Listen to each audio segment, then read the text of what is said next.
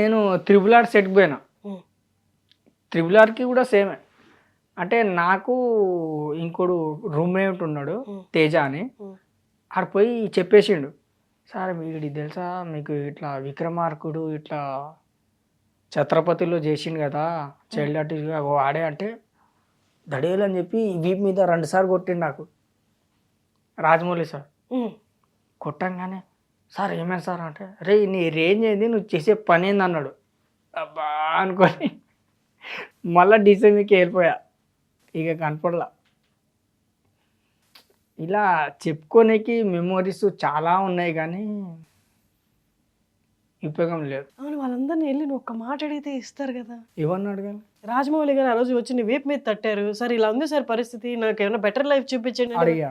ఆ, అడిగితే ఏమన్నాడంటే లాస్ట్ అంటే ఏమంటారు, షెడ్యూల్ ప్యాకప్ అయ్యేటప్పుడా వచ్చేవరా అంటే నువ్వు అదే చెప్తావు ఇంకేం చెప్పు కదా అంటే, నువ్వు ఇంకా మారలేదురా అన్నాడు. అంటే నా చిలిపితనము ఇంకా మారలేదు అన్నాడు. ఓకే అని చెప్పి సరే అన్న, వెళ్ళిపోయా. రవితేజ గారితో చేసావు, నాగార్జున గారితో చేసావు, ఉమ్. చిరంజీవి గారితో చేసావు. చేసా. ఏ గుడు శంకర్దాస్ MBBS. Shankar Dada MBBS. Okay. తర్వాత వీళ్ళెవరిని కలవలేదా నువ్వు అసలు? అవును, ఇప్పుడు లాస్ట్ రోజు కలవమన్నా, నువ్వు వెళ్ళి కలిసావా లేదా ఇంతకి రాజమౌళి గారిని? కలు